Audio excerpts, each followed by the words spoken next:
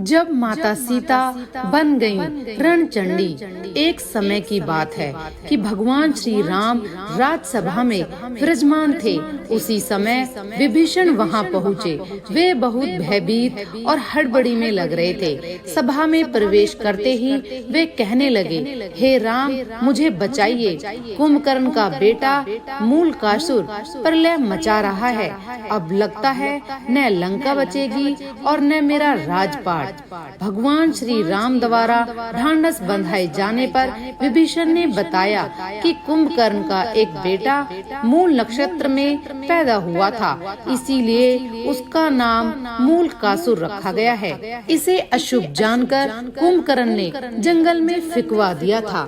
जंगल में मधुमक्खियों ने मूलकासुर को पाल लिया। मूलकासुर बड़ा हुआ तो उसने कठोर तपस्या करके ब्रह्मा जी को प्रसन्न कर लिया। अब उनके दिए वर और बल के घमंड में भयानक उत्पात मचा रखा है। जब जंगल में उसे पता चला कि आपने उसके परिवार का सफाया कर लंका जीत ली और राजपाट मुझे सौंप दिया है, वह तब से क्रोधित है। भगवान, आपने जिस दिन मुझे राजपाट सौंपा उसके कुछ दिन बाद ही वह पाताल वासियों के साथ लंका पहुंचकर मुझ पर धावा बोल दिया।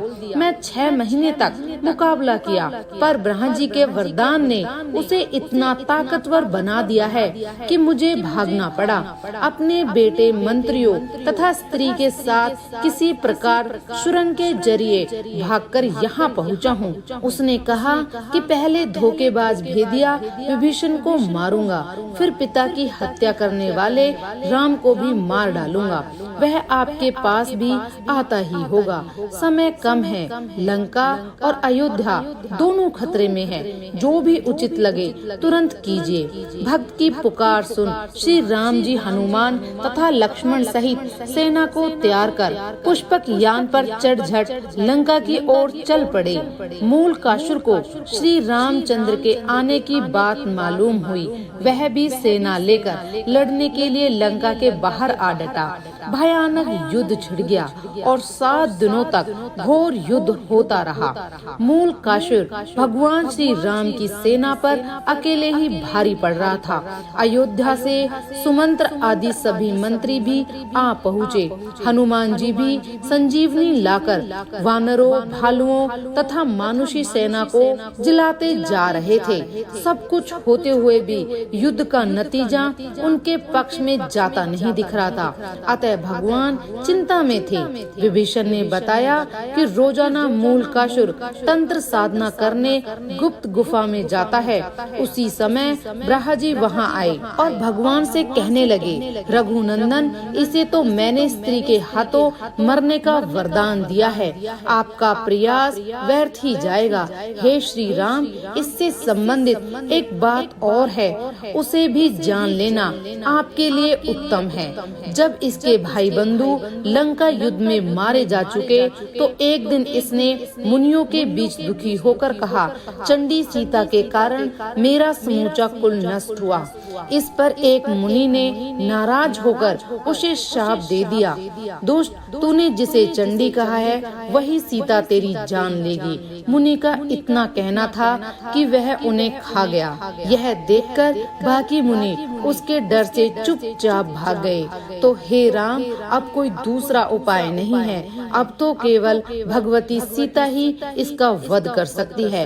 आप उन्हें यहाँ बुलाकर इसका वध करवाइए। इतना कहकर ब्रह्मा जी चले गए। भगवान श्री राम ने हनुमान जी और गरुड़ को तुरंत पुष्पक विमान से सीता जी को लाने भेजा। सीता देवी देवताओं की मन्नत मनाती, तुलसी, शिव प्रतिमा, पीपल आदि के फेरे लगाती, ब्राह्मणों से पाठ रुद्रीय का जप कराती, दुर्गा जी की पूजा करती कि विजय श्री राम शीघ्र लौटे। तभी गरुड़ और हनुमान जी उनके पास पहुँचे और राम जी का संदेश सुनाया। पति के संदेश को सुनकर सीता तुरंत चल दी। भगवान श्री राम ने उन्हें मूलकासुर के बारे में सारा कुछ बताया। फिर तो भगवती सीता को गुस्सा आ गया। उनके शरीर से एक दूसरी तामसी शक्ति निकल पड़ी। उसका स्वर बड़ा भयानक था। यह छाया सीता चंडी के वेश में लंका की ओर बढ़ चली। इधर श्री राम ने वानर सेना को इशारा किया कि मूलकासुर जो तांत्रिक क्रियाएं कर रहा है उसको उसकी गुप्त गुफा में जाकर तहस नहस करे। वानर गुफा के भीतर पहुंचकर उत्पात मचाने लगे तो मूलकासुर दांत किटकिटाता हुआ सब छोड़ छाड़कर वानर सेना के पीछे दौड़ा। हड़बड़ी में उसका मुकुट गिर पड़ा, फिर भी भागता हुआ वह युद्ध के मैदान में आ गया। युद्ध के मैदान में छाया सीता को देखकर मूलकासुर गरजा, तू कौन? अभी भाग जा, मैं स्त्रियों पर बल नहीं दिखाता। छाया सीता ने भी भीषण आवाज करते हुए कहा, मैं तुम्हारी मृत्यु चंडी हूँ।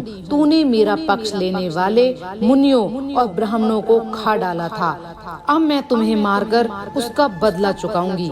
इतना कहकर छाया सीता ने मूलकासुर पर 5 बाण चलाए। मूलकासुर ने भी जवाब में बाण चलाए। कुछ देर तक घोर युद्ध हुआ, पर अंत में चंडी का अस्त्र चलाकर छाया सीता ने मूलकासुर का सिर उड़ा दिया। वह लंका के दरवाजे पर जा गिरा। राक्षस हाहाकार करते हुए इधर उधर भाग खड़े हुए। छाया सीता लौटकर सीता के शरीर में प्रवेश कर गई। मूलकासुर से दुखी लंका की जनता ने माँ सीता की जय जयकार की और विभीषण ने उन्हें धन्यवाद दिया। कुछ दिनों तक लंका में रहकर श्री राम सीता सहित पुष्पक विमान से अयोध्या लौट आए। तू ही लक्ष्मी, तू ही काली, कभी तो है तू ही सरस्वती, जगत जननी माँ। चरणों में रखना अपने पगलू को, सब अपराध क्षमा करो मेरी माँ।